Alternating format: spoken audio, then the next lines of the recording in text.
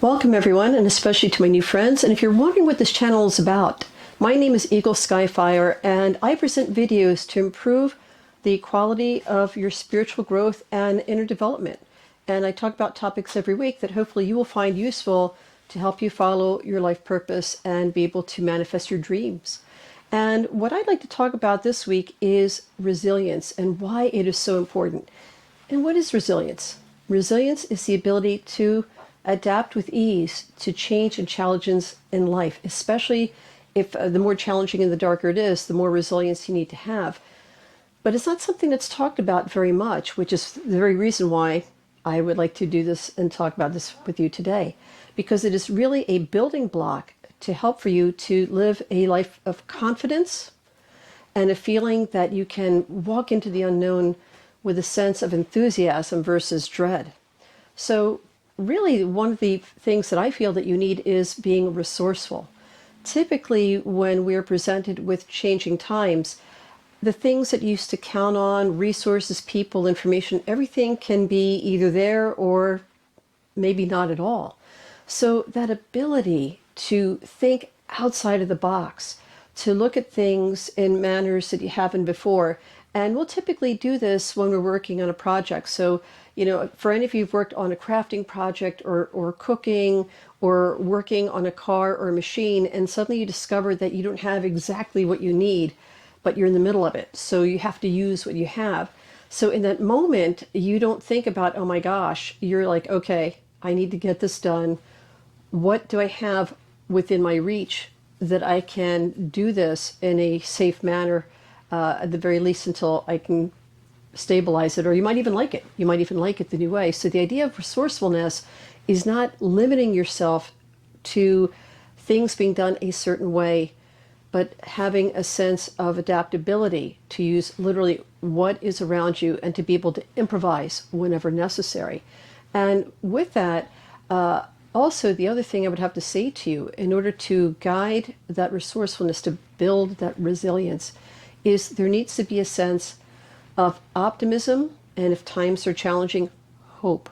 So what I like calling myself a realistic optimist. So this is not the pie in the sky. This is that idea of focusing on the purpose and not the pain, right? Once you can focus on the purpose of what you're trying to accomplish or get through, and have that sense that yes, you will reach there. It might take a period of time and several steps, but you will make it. And that sense of hope that as you do this, you are improving your quality of life, you are improving your situation. These two forces are tremendous motivators to keep you alert to being resourceful. And I'll tell you another thing that it does. When you are in that state of flux and everything is moving, when you have optimism and hope, it literally opens your eyes to the potential of other connections, to the connections of different people who have been there and who can help you, to strengthen your connection to the sacred self and to the divine, to allow for this divine and sacred energy to lift you.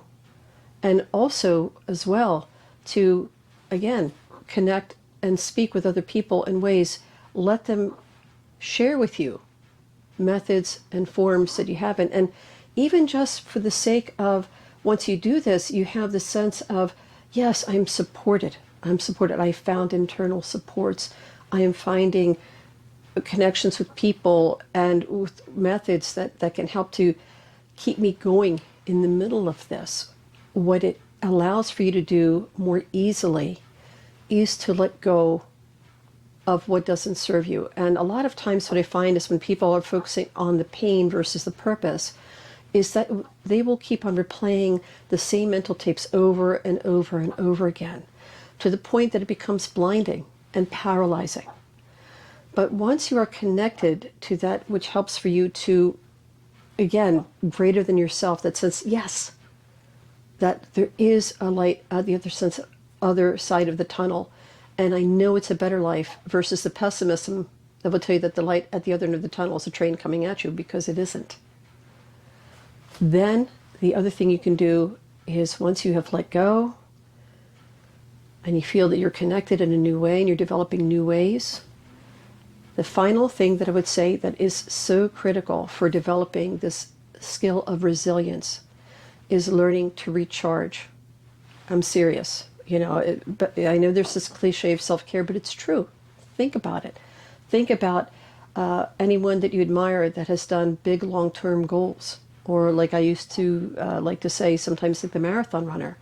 They're not waiting to recharge at the end of the marathon. They would collapse, a fraction of the way into the race. All along the way, they have their support people. They have the internal fortitude and things that help for them to connect beyond the exhaustion, beyond maybe the fatigue of their muscles, to be able to go. So the idea of resilience is developing methods that you can nourish yourself. So spiritually, like I said, feeling that life within you and around you, allowing that flow of the universe, whether it be through an athletic sport, connecting with nature, meditation, whatever it is, that thing that you like to do that helps you to connect and get seated, connecting your spirit and with your body, taking care of your body, sleep, eat things that are nourishing for your body that it needs when it needs it. Don't wait till the next day or 5 hours from now when your blood sugars are on the floor. And mentally give yourself breaks. Give yourself breaks. I cannot tell you the number of times where instead of bulldogging it and just exhausting myself with frustration, anger, and burnout, I'll just say, you know what? I'm just going to walk away from this for a little bit. I'm not quitting. I'm allowing myself my humanity. I am recognizing that the way that I'm approaching this relationship, this project, whatever it is that I'm working on, is not successful. So instead of this all or nothing approach, again, the part of that resilience is that ability to take that mental break, breathe, recharge, come back. And again, it becomes a beautiful circle and cycle. You recharge, you are better ready to be resourceful. From there, that optimism and hope is rekindled and stronger. You're more receptive to positive connections. And with the successes that you have, it's easier to let go of limiting beliefs and ways of being and recharging. And you can see this becomes a very positive loop in your life, a positive ring of power that you have right now. I'm sure you haven't thought of it before, but it is the gift, one of the many gifts that the Great Spirit has given you and that the universe can't wait to support you in. So I want to give you a saying that I use sometimes as a mantra, at times get really, really tough. And that's what resilience does. It helps for you to develop toughness without loss of compassion, humanity, or flexibility, because it allows that adaptability. The saying that I like to use is that there is not a dark cloud that does not have a silver lining.